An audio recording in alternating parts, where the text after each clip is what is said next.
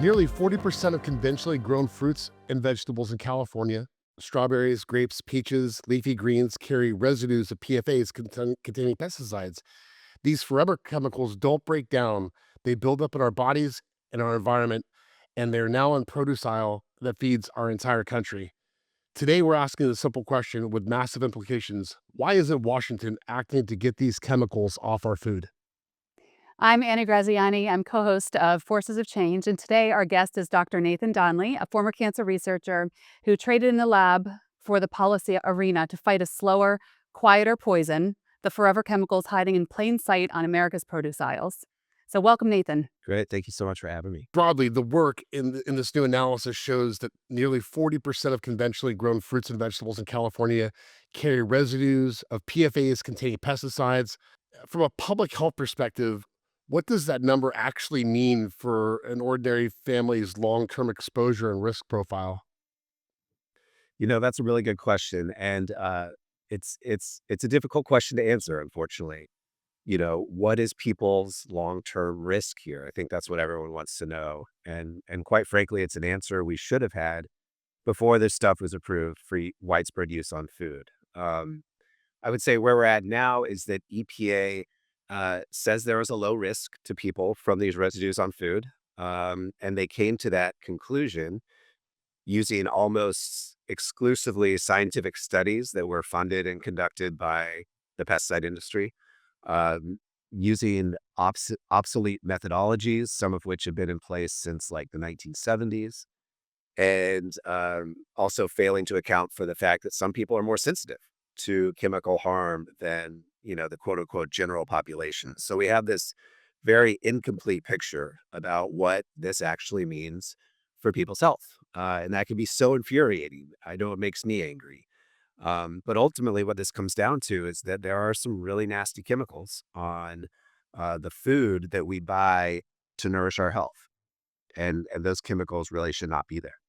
We can all imagine, right, that the pesticide industry has a very financially entrenched reason, right, for wanting to put forward research that shows that these chemicals are safe. It occurred to me that, as you mentioned, we don't know what the implications are to our health. Um, are there any particular groups of people, whether it's children, pregnant women, the farm workers themselves, right, who are not only ingesting the stuff, but they're actually working with it, that may be more susceptible to the long-term implications of exposure than others? Absolutely. And you named them right there. My worry for young kids and like the developing fetus in the womb is that, you know, though, kids are much more sensitive to the harm from chemical contaminants because they're still developing. So something that would not even phase us can actually have an enormous impact on a child. And then when you look at the most highest exposed populations in the country, that's farm workers, hands down. I mean, if you think you're worried about eating some of this in your food, think about having to go out and harvest this stuff in the fields a couple hours after it's been sprayed. I mean, you're talking about 10, 100 times greater exposure. And we know higher exposure to these chemicals is much more likely to be correlated with disease. So when we're thinking about vulnerable populations, it's certainly kids, and then those who are most highest exposed, which are generally farm workers. Can you take us back in time about the time frame about when this was approved for use on food? Well, there are about 65 to 70 PFAS pesticides approved for use on food. It's not just one or two. Um, a handful of these were approved a long time ago, back in the days of DDT, but most of them have just been approved recently. We know that about 15% of pesticides are classified as PFAS. Um, and when you look at just the pesticides that have been approved in the last 10 years, 30% are. So this is the trend in the industry, is to highly fluorinate pesticides. And ultimately that is now leading to a much greater level of bees on foods that we eat. When we were talking about, children, farm workers, pregnant people, um, How, in what ways do we see this show up in how they react to the PFAS? Absolutely. So, these 60 to 70 PFAS I told you about, every one of them does something different. It's not like you can just say, these do this. These are all individual chemicals. Some of them are quite different from each other, even though they're in this same larger PFAS class. So, some of the harms associated with chemicals in this class are things like neurotoxicity, uh, cancer, reproductive effects. One that was recently approved, isocycloserum. The most sensitive effect found by EPA was lower sperm quality, sperm count. So these are kind of the types of things we're seeing is reproductive harms, developmental harms, and of course, long-term chronic diseases like cancer. And are we seeing a correlation for, with the timeline of how this is showing up in our population, aligned with when the PFAS have been approved over the course of time? Well, PFAS pesticides are one of many classes of pesticides. All of them are really bad. Uh, there's variations. They're all on a spectrum. Some are less bad, some are more bad. PFAS pesticides are in that spectrum. So there's actually many pesticides that are not classified as PFAS that are incredibly harmful as well. For instance, paraquat is one that's just drinking a thimbleful of it will kill a person, and there's no known antidote. So a lot of these are banned in other countries. Paraquat, for instance, is banned in 70 other countries around the world. Atrazine banned in over 60 countries around the world. So it really gives you a sense that even though we're this rich country with an enormous, enforcement and regulatory framework, we're really failing the citizens of this country when we're not even able to meet the low baseline that the rest of the world is meeting.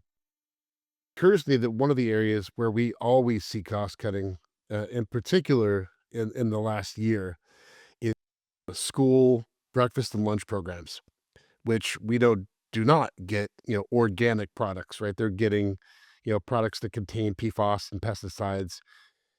You know, the long-term implications of that, right, will take, decades to understand what that really means.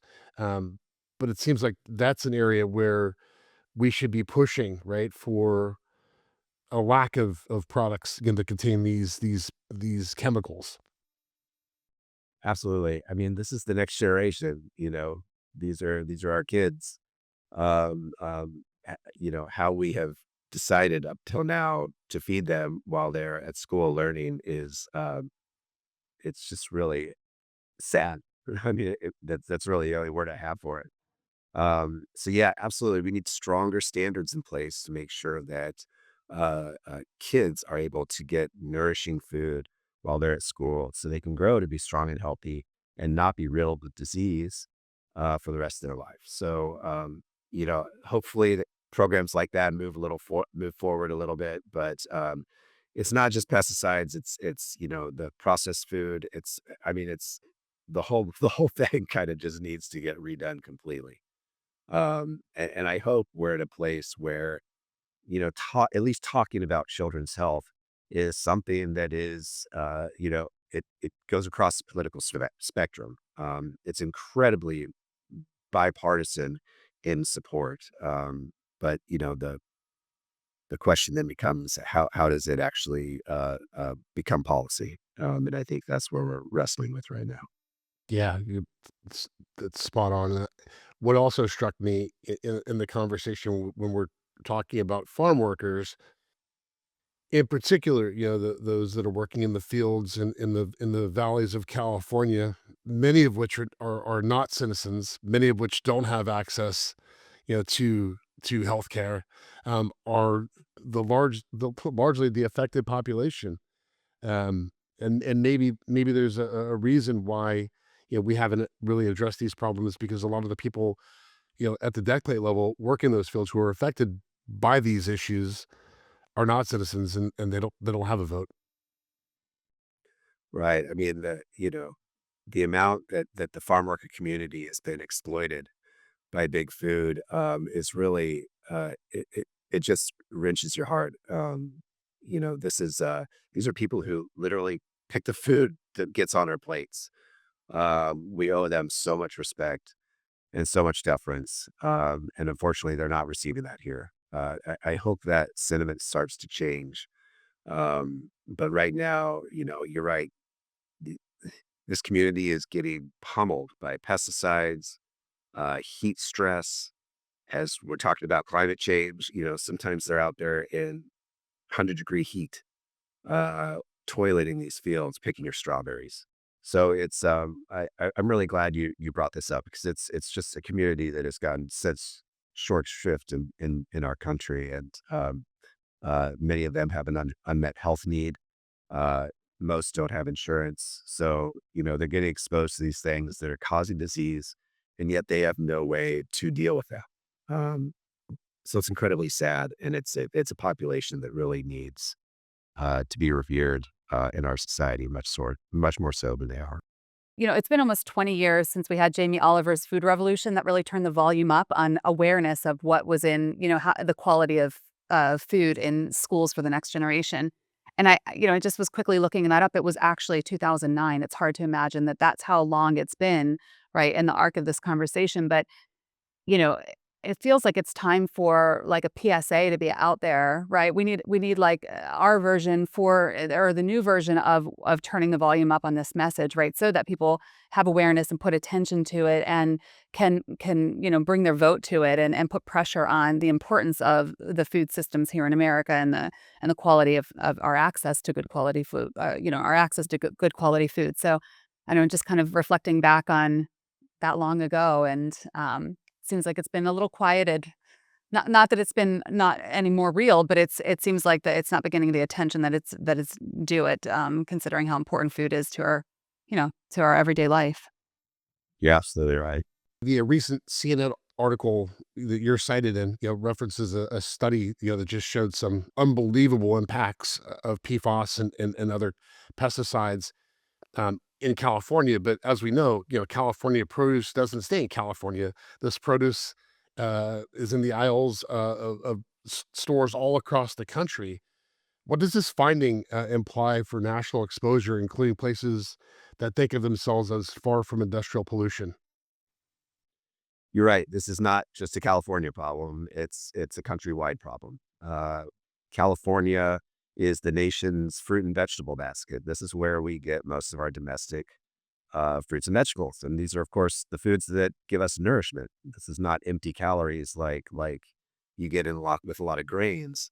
This is the food that people want to feed their kids because it gives them the vitamins and nutrients they need to thrive. And so, um, when you're going to the grocery store and buying food, that food comes from all over the country. And if you're buying fruit and vegetable, much of that is coming from California because it has the right conditions to grow those types of foods. So, when we're talking about dietary exposure, food is a major issue, in water as well. Once you spray these pesticides, they make their way into food.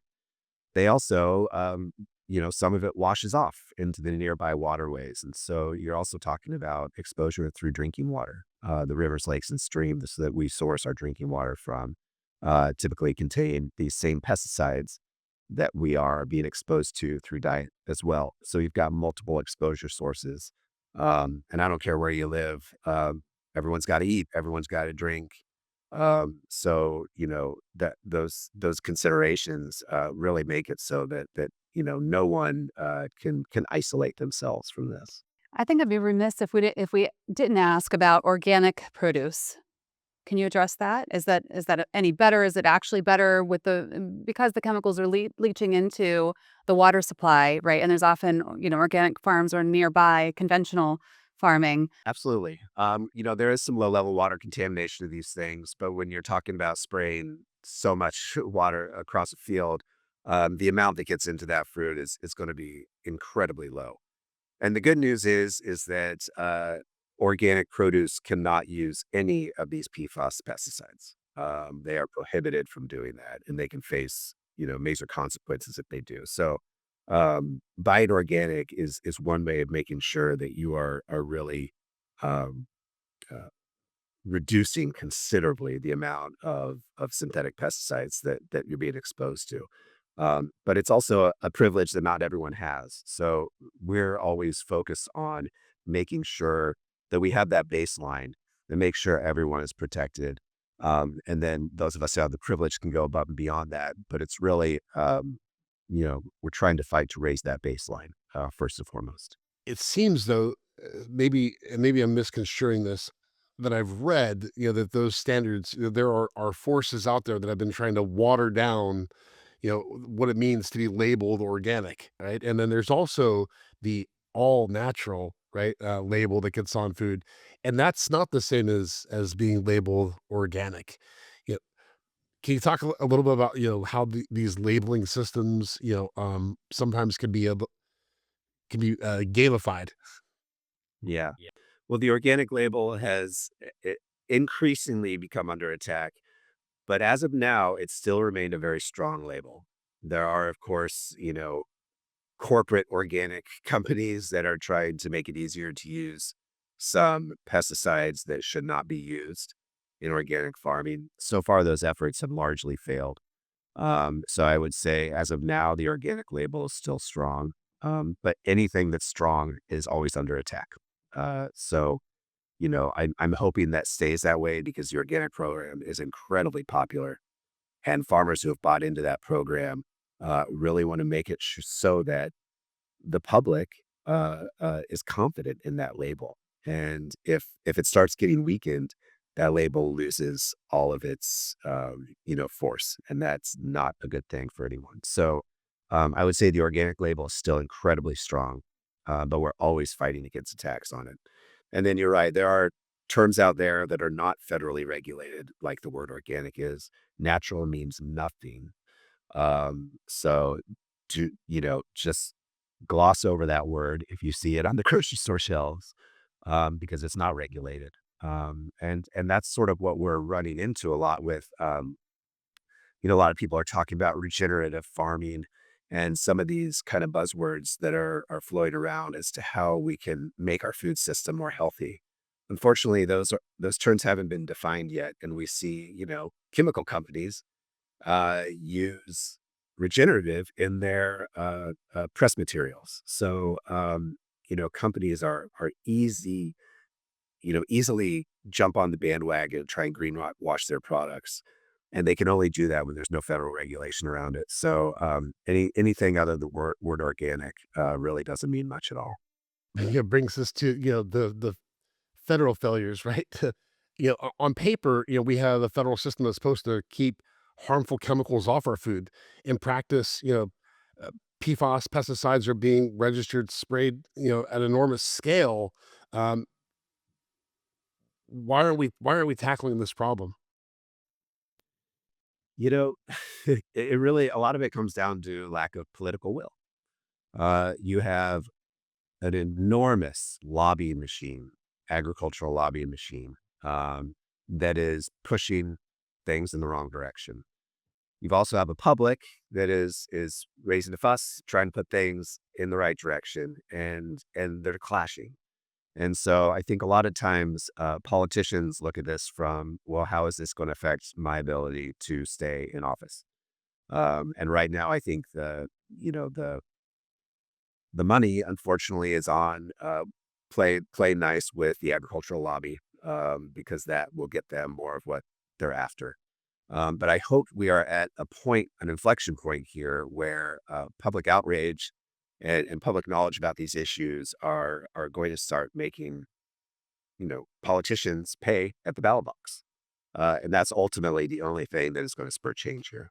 Is there any correlation, between kind of the rise of big agri, and the use of PFAs and pesticides? It seems like in the past, when it was independent farmers, that might not have been as big of a problem as it maybe is today with big agri being as big as it is. Absolutely. I mean, there's been just an enormous shift in who owns and farms land right now. It used to be back in the day, your house was right there next to your farm, and Not many people would want to spray a bunch of nasty chemicals right next to their house. And that's unfortunately changed quite a bit. Now that, there's someone in some Manhattan skyrise owns 10,000 acres of soybean fields in Iowa. They don't care what happens to that land. So there is this kind of unfortunate consolidation in the agricultural sector that is detaching people from the land. And when you do that, you don't care about the land anymore. And these harmful environmental practices that can pollute not only nearby waterways or the land, but also the food that we buy on store shelves.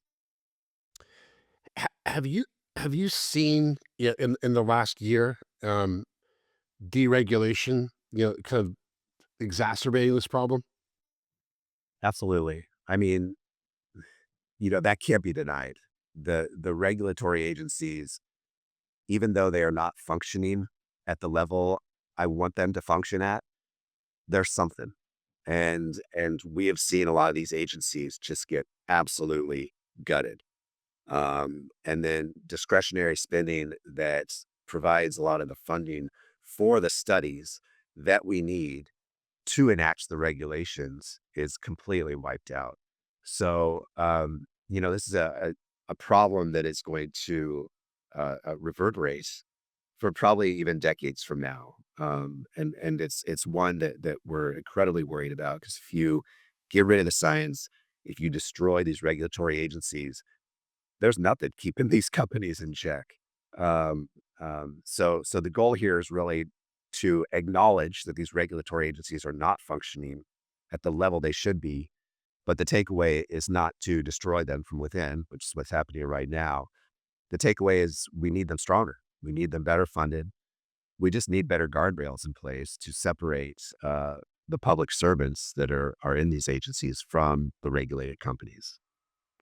I would like to ask about how individuals who are listening to this podcast today, this episode, what can they do to raise their own awareness about what is better quality aside from buying organic, or maybe just kind of like increase their own education. Are there apps we can use? Are there ways that we can check the quality of products and what's in them? I have a couple of apps on my phone that we check like everything. Even I have my kids trained on screening things to see like what is the quality? Does it have certain carcinogens in it or whatever, different chemicals in it or whatever. And we've traded out a lot of products, but they're mostly cosmetic products or like personal care products. It's hard sometimes to get quality checks on things like produce. So any advice there? Well, when it comes to food, um, the organic label is the strongest, most reliable label there is. The amount of oversight of that label is really truly absolutely amazing. We really do have a strong organic program in this country. And so I'd say when it comes to food, that is your best bet. That's not going to mean that your food is going to be 100% free of everything. Unfortunately, we live in a world where a lot of the mistakes of the past make it so that every piece of food we have has some amount of heavy metals in it and other things that we don't want there. That's just a consequence of the world that we live in. But making sure that you buy USDA organic food is really the best way to ensure that your food is free from these chemicals that can harm you and nutritious as possible. And then, yeah, like you said, other household goods, we're also limited by what we know about because for every one contaminant we're aware of, we know there's probably a few that really haven't even made it on the radar yet. So it can lead you to spiral out. I know I've been there before, especially as a parent of young kids. But I'd say just inform yourself, use the tools that we have available to us, but also make sure it's not stressing you out because the stress I've noticed, at least in my life, could potentially be worse than the chemicals you're trying to avoid. So that's advice I usually give to people. The science should be informing this, right? And, you know, but how is the science funded? I know like the center that you're affiliated with, you know, how are these studies funded? And is there a lack of funding? Is there a lack of financial resources to really dig into the hard science to unmask just how dangerous this stuff really is? That's a really good question. And with pesticides, a lot of people just assume that EPA does these studies before they approve it. And that's not what happens, unfortunately. Actually, written into our pesticide law is that the pesticide companies themselves fund and conduct the studies and then submit those studies to EPA, who then reviews it and makes their approval. So the industry itself controls 100% of the study that is submitted to EPA when they make approvals. And I'm sure I don't need to tell anyone this. The inherent conflicts of interest there are absolutely crazy, and the potential for bias has been demonstrated time and again in the literature. So that doesn't mean that there's not independent research happening on pesticides. There is, but 90% of it comes from the pesticide industry itself because they're the only ones who could afford to do these experiments. I mean, if when you're talking about like experiments looking at whether exposure can cause cancer in animals, these are $1 million a pop, easy. So this is not cheap research at all. It takes a lot of researchers. It takes a lot of resources to conduct these experiments. So unless the government is coming in and filling that void, nonprofits certainly can't do that. So we're kind of relying on this system that where we're farming out these studies to the pesticide industry because they're the only ones who can afford it. And then in return, we're getting these biased studies that are saying, "Oh, these pesticides are just safe." And I think that's kind of one of these things that just keeps snowballing, and allows for a lot of these approvals to stay in place for decades, even after other countries have rightfully banned them. There was the F-35 Joint Strike Fighter, that went down in Iran, and I was just reading into it, and it's each Joint Strike Fighter costs $100 million, but the life cycle cost on it is $400 million.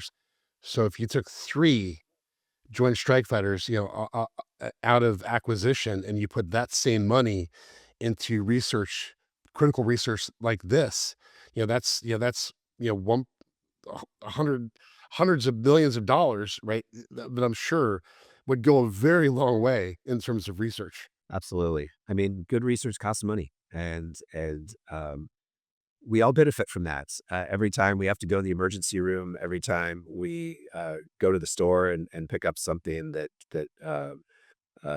has some regulation on it to make sure that it's free of some things. I mean, this doesn't come out of nowhere, but unfortunately, no one knows where it comes from because um, there's just a lot of unknowns out there with the public about what science actually does and how it gets to a place where it can change all of our lives for the better. We sort of had a little conversation before that we hit the record button, and I was mentioning that I have a background in fashion, and so I'm quite familiar with the standards of, and how fashion has evolved, well knowing that there are tons of chemicals in the products that we wear. But it raises awareness for me, and I question everything about our food system, right? Like I'm very aware of, oh my gosh, I don't know what my kids are eating, and how do I keep that as clean and tolerant as possible. And then, I think about some of any issues that come up. Is it related to something that they ate, right? Something in the chemicals of the foods that they ate. So it's like this full circle thing that goes back to, a little bit of my learning on sustainable farming as it related to sustainable apparel, over a decade ago. But yeah, just I'm curious about the international standards and how we situate among other nations. Yeah, it's a good question. And that's something I've written on quite a bit because there are things called tolerances, which are basically like allowable levels of a pesticide on food.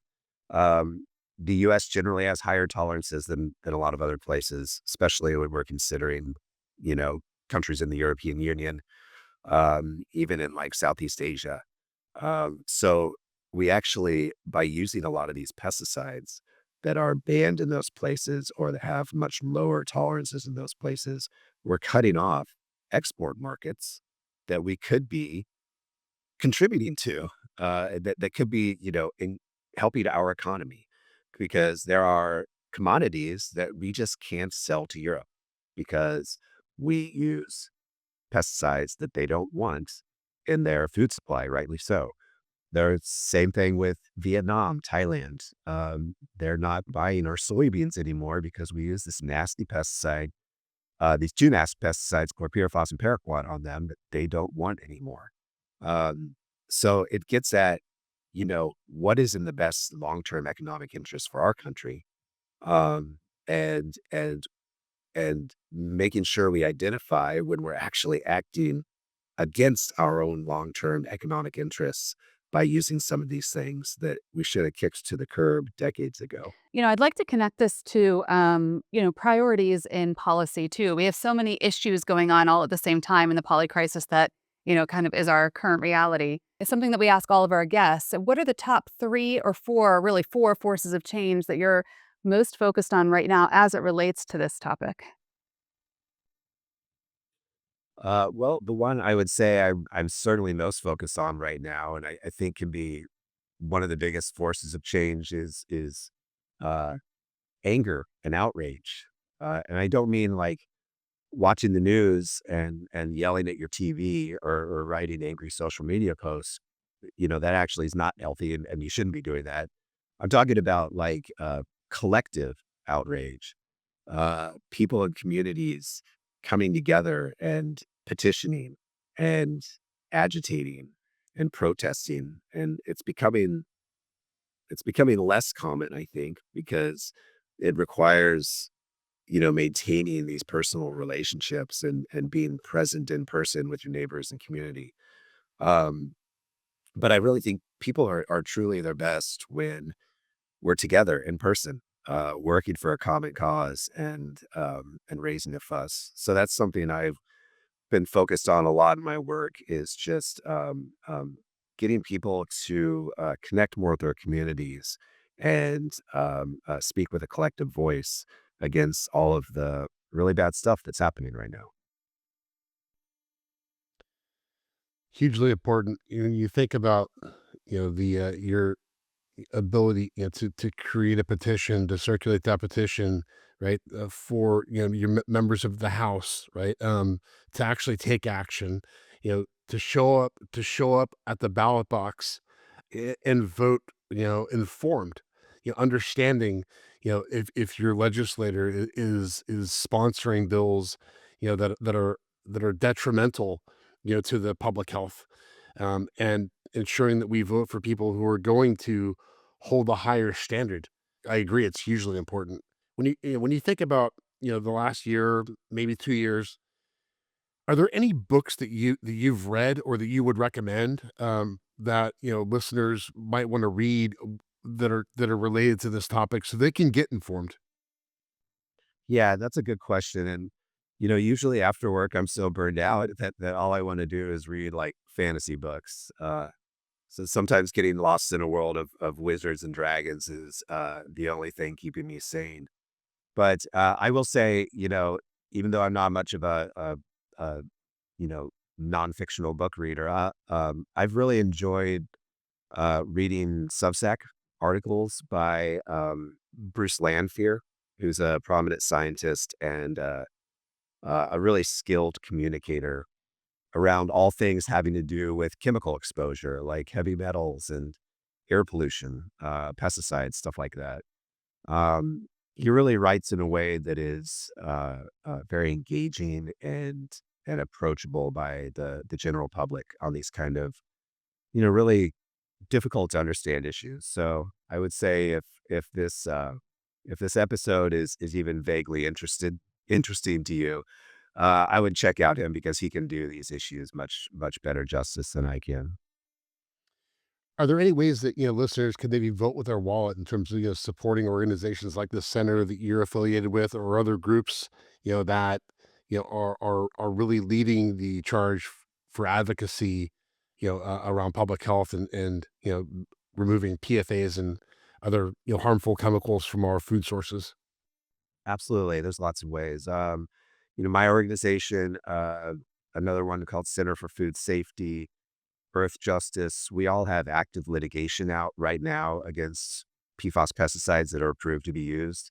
Litigation, wheels of litigation grind kind of slowly, unfortunately. So it's not an immediate fix, but we hope to ultimately get a lot of these tossed out for good.